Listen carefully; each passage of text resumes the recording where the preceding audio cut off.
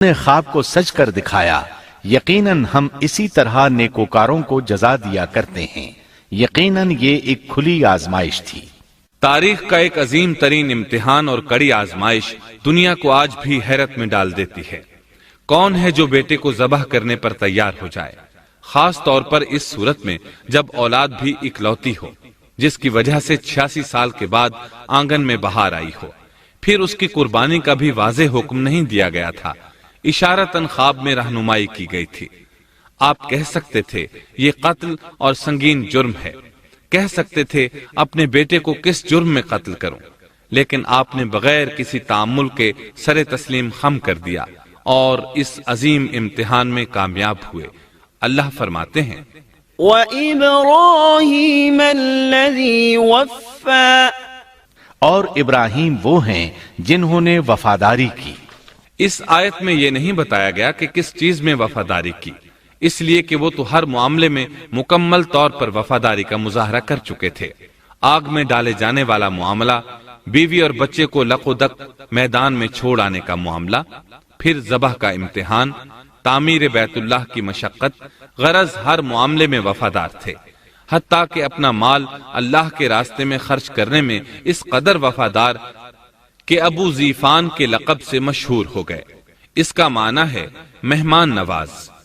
کسی مہمان کو دسترخوان پر اپنے ساتھ بٹھائے بغیر ایک لقمہ نہیں کھاتے تھے، باہر نکلتے مہمان تلاش کرتے، پھر اس کے ساتھ مل کر کھانا کھاتے، مہمان نہ ملتا تو سخت غمگین ہو جاتے۔ اس طرح انہوں نے اللہ کے ہر حکم کی پاسداری کی۔ ذبح والے اس امتحان کا اللہ نے انہیں کیا صلہ دیا؟ اللہ فرماتے ہیں وَفَدَيْنَاهُ بِذِبْحٍ عَظِيمٍ، ہم نے اسے عظیم ذبیحے کا بدلہ عطا کیا۔ ہاں تو ہم بتا رہے تھے چھری نے گلا نہ کاٹا۔ ایسے میں ابراہیم علیہ السلام نے ایک آواز سنی، آواز پیچھے سے آئی تھی۔ انہوں نے مڑ کر دیکھا، جبریل علیہ السلام نظر آئے۔ وہ آسمان سے ایک مینڈھا لے کر آئے تھے، دنیا کے مینڈھوں میں سے نہیں بلکہ جنت کا مینڈھا لائے تھے۔ سیدنا عبداللہ بن عباس رضی اللہ عنہما سے روایت ہے کہ وہ مینڈھا جنت میں 40 سال تک چرتا رہا۔ سفید رنگ، کشادہ آنکھوں، خوبصورت سینگوں والا حسین و جمیل مینڈھا تھا۔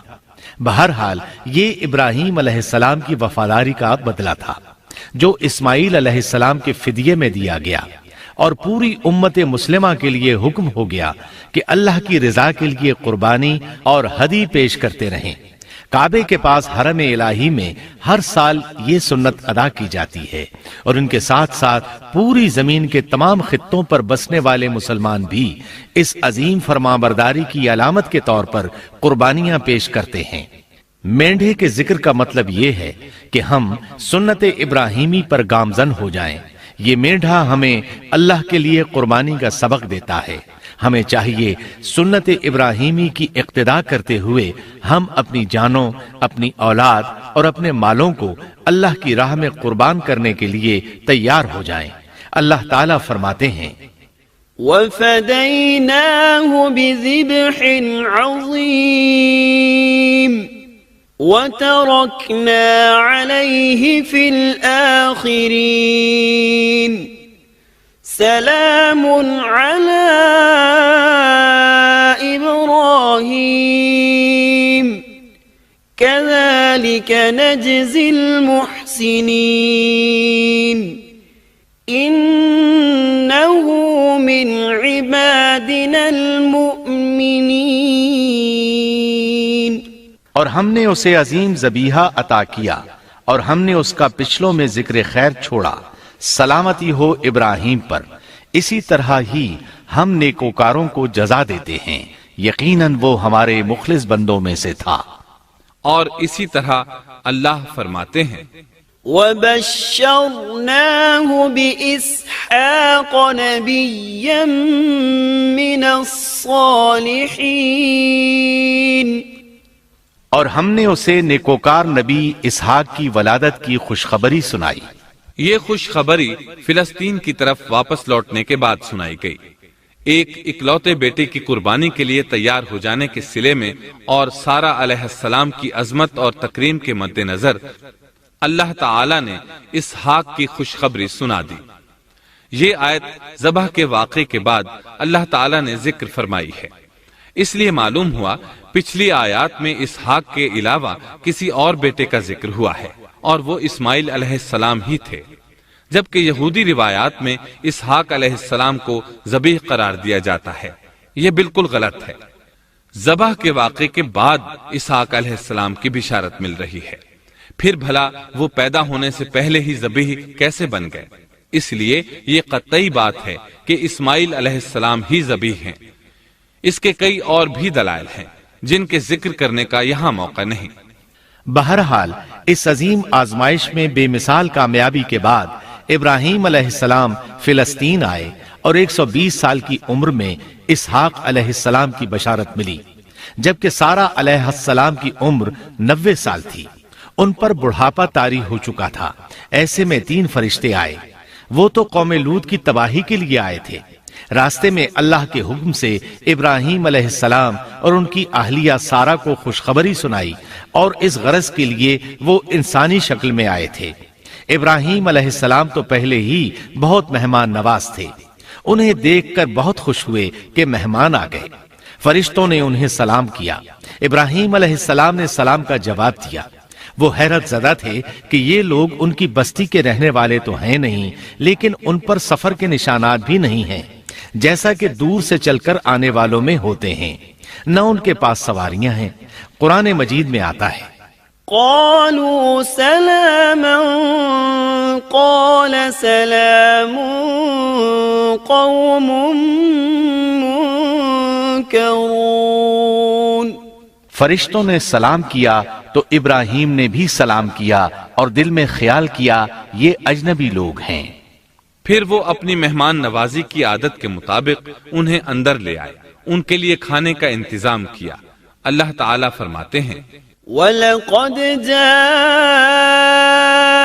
رُسُلُنَا إِبْرَاهِيمَ بِالْبُشْرَى قَالُوا سَلَامًا قال سلام فما لبث أن جاء بعجل حنيذ۔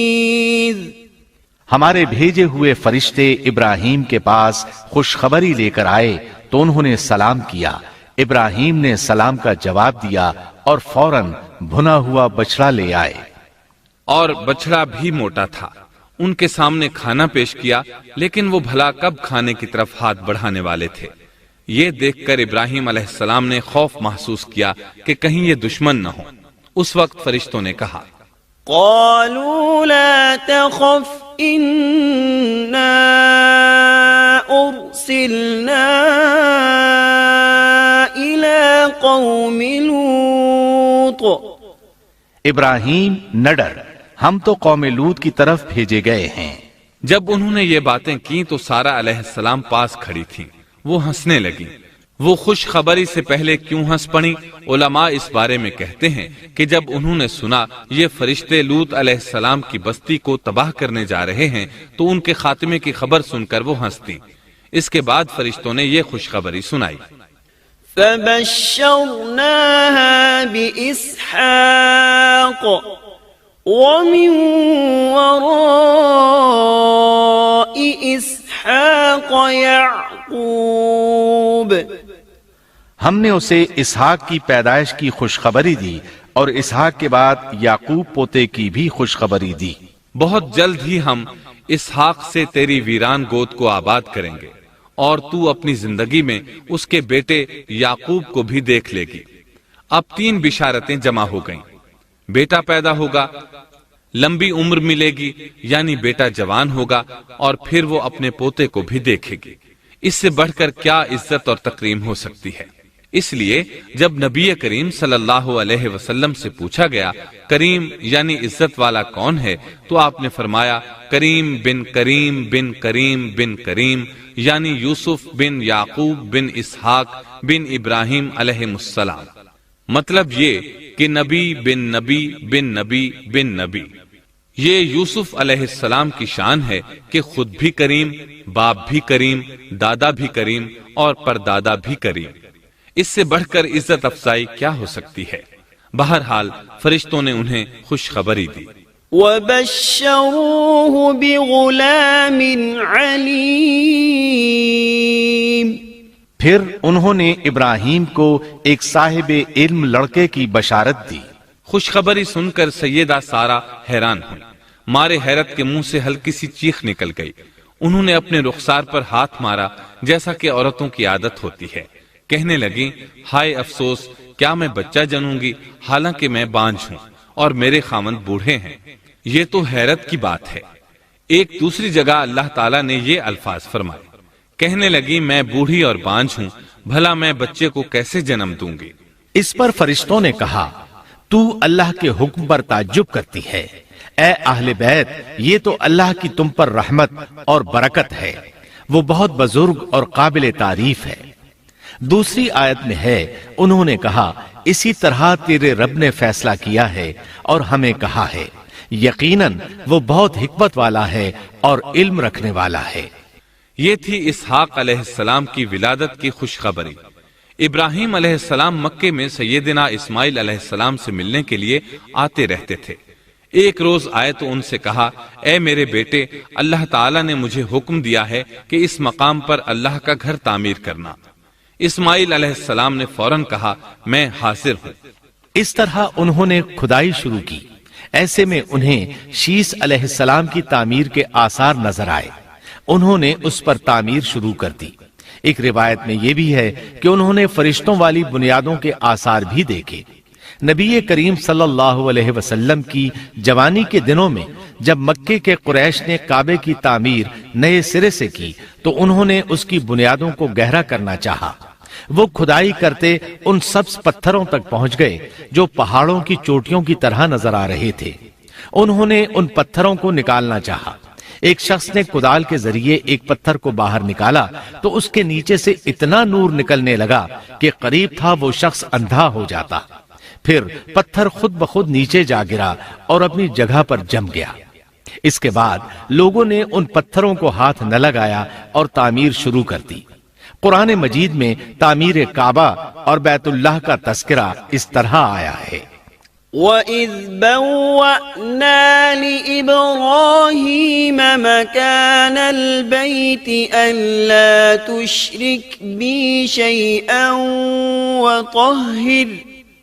وَطَهِّرْ بَيْتِيَ لِلطَّائِفِينَ وَالْقَائِمِينَ وَالرُّكَّعِ السُّجُودِ۔ اور جب ہم نے بیت اللہ کے مکان میں ابراہیم کو جگہ دی اور فرمایا کہ میرے ساتھ شرک نہ کرنا اور میرے گھر کو طواف، قیام اور رکوع و سجود کرنے والوں کے لیے پاک رکھنا، اور فرمایا ان اول بیت وضع للناس للذی ببکۃ مبارکا وہدی للعالمین فیہ آیات بینات مقام ابراہیم وَمَن دَخَلَهُ كَانَ آمِنًا۔ بے شک لوگوں کے لیے جو پہلا گھر تعمیر کیا گیا ہے وہ مکہ میں ہے، وہ جہان والوں کے لیے برکت اور ہدایت کا ذریعہ ہے۔ اس میں واضح نشانیاں ہیں، مثلا مقام ابراہیم، تو جو کوئی حرم میں داخل ہوگا وہ امن میں آ جائے گا۔